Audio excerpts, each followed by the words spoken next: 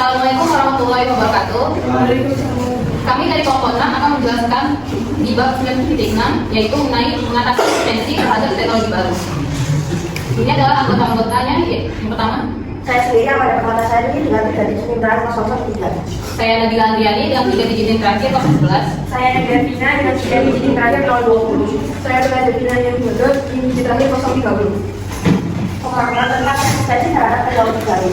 Seiring dengan perkembangan teknologi yang semakin pesat, banyak perusahaan di berbagai sektor menghadapi tantangan besar dalam melakukan adopsi teknologi baru. Teknologi seperti otomatisasi, kecerdasan buatan atau AI, dan big data telah membawa perubahan besar dalam aktivitas kerja dan berinteraksi.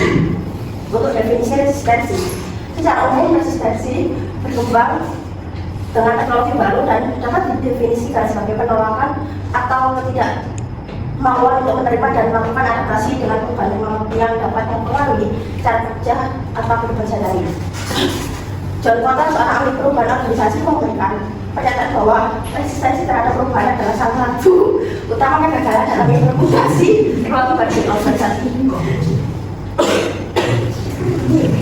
Penyebab resistensi terhadap teknologi baru.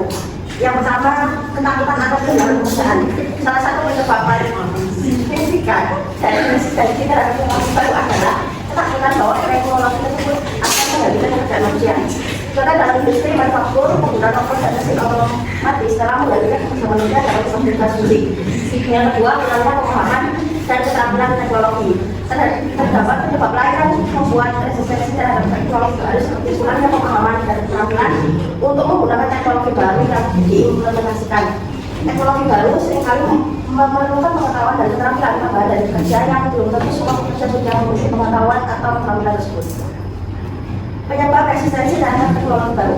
Yang ketiga, budaya organisasi yang kaku. Budaya organisasi juga dapat memiliki peran penting dalam menentukan bagaimana teknologi baru dapat diterima. Pada banyak perusahaan, budaya kerja yang kuat dan memiliki kebiasaan tradisional yang masih dijalankan dapat menjadi penghalang besar bagi adopsi teknologi baru. Misalnya di perusahaan yang memiliki hierarki yang sangat kaku dan prosedur kerja yang sudah lama. Perubahan teknologi dapat dianggap sebagai ancaman bagi struktur kekuasaan atau cara kerja yang sudah terbiasa. Lalu ada persepsi risiko dan persepsi risiko dan resistensi, yaitu kekhawatiran bahwa teknologi baru mungkin gagal atau tidak memberikan hasil yang diharapkan dapat memicu resistensi. Banyak individu lebih nyaman dengan metode lama.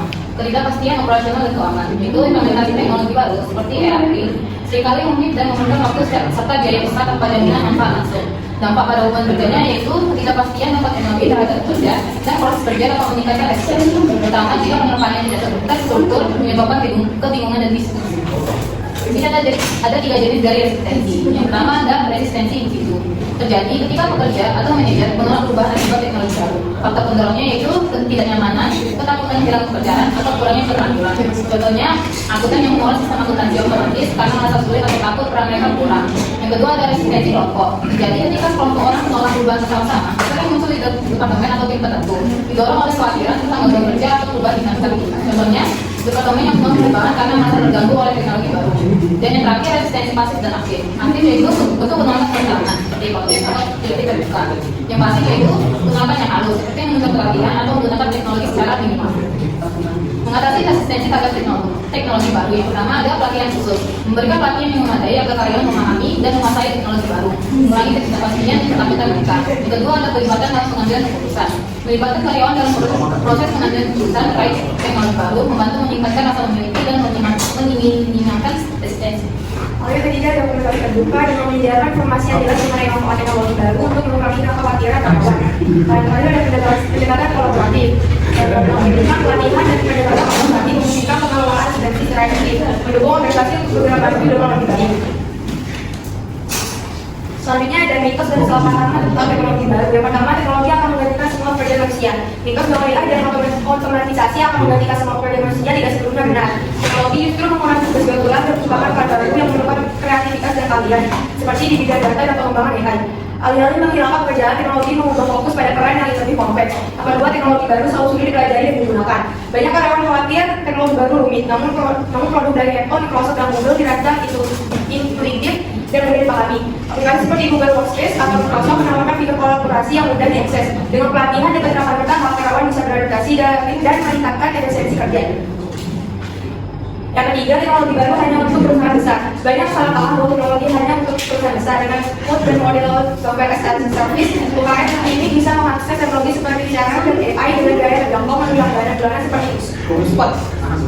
Yang terakhir adalah teknologi baru tidak membutuhkan manusia. Teknologi tidak menggantikan interaksi manusia, mereka mendukungnya. Ada otomatisasi masih memerlukan pengawasan manusia, terutama dalam keputusan kreatif dan etis. Contohnya yang medis baru diagnosis, tapi keputusan akhir tetap di tangan profesional.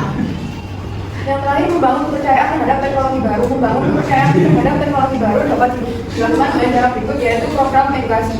Program edukasi yang komprehensif menjadi kunci dalam meningkatkan pemahaman dan penerimaan teknologi baru. Ini memiliki penyebaran webinar dan workshop reguler yang disesuaikan dengan kebutuhan pemahaman pengguna. Penyediaan materi pembelajaran dalam format video, artikel, dan infografis memastikan aksesibilitas informasi. Lalu protokol keamanan. Keamanan menjadi prioritas utama dalam membangun kepercayaan pengguna. Implementasi sistem autentikasi multifaktor dan enkripsi end-to-end untuk semua data sensitif merupakan standar minimum yang harus dipenuhi. Penerapan firewall dan sistem deteksi instruksi canggih didukung dengan pemantauan keamanan 24/7 alat khusus, memberikan perlindungan maksimal, sistem backup data otomatis dan protokol pemulihan bencana masih membangun layanan. Lalu komunikasi efektif. Komunikasi yang efektif membutuhkan pendekatan yang terstruktur, pengembangan style komunikasi yang konsisten dijamin keseragaman pesan. Multi-channel communication strategi menjangkau berbagai segmen audiens. Regular update dan communication protokol memastikan transparansi berkelanjutan. Measurement dan evaluasi efektivitas komunikasi memungkinkan perbaikan berkelanjutan. Lalu kerjasama pemerintah, kolaborasi dengan pemerintah menjadi aspek penting dalam membangun legitimasi. Konsultasi reguler dengan regulator dan partisipasi dalam program pemerintah menunjukkan komitmen terhadap tata kelola yang baik. Kontribusi pada pengembangan kebijakan dan kepatuhan proaktif terhadap regulasi membangun kepercayaan institusional. Program bersama untuk edukasi publik memperluas pemahaman masyarakat. Untuk studi kasus, perusahaan X mengadopsi sistem ERP untuk meningkatkan efisiensi. Namun menghadapi resistensi karyawan yang merasa takut akan kesulitan menggunakan teknologi baru, perubahan peran, serta dibandingkan kebiasaan lama. Untuk mengatasi ini, perusahaan mengadakan pelatihan intensif bertahap sosialisasi memanfaatkan ERP dan menunjuk beberapa karyawan sebagai agen perubahan yang membantu rekan kerja lainnya. Implementasi ERP dilakukan bertahap dan perusahaan membuka jalur komunikasi untuk menerima umpan balik serta memberikan insentif bagi karyawan yang beradaptasi dengan baik. Hasilnya, setelah membuat resistensi berkurang, karyawan mulai nyaman menggunakan ERP dan efisiensi meningkat dari waktu untuk tugas administratif yang berkurang dan menjadi inventaris yang lebih baik. Pendekatan bertahap, pelatihan sudah dibuat terbukti efektif dalam mengatasi resistensi terhadap teknologi baru. Sekian yang dapat kami sampaikan dari kelompok kami. Apabila ada kesalahan mohon dimaafkan. Terima kasih. Wassalamualaikum warahmatullahi wabarakatuh.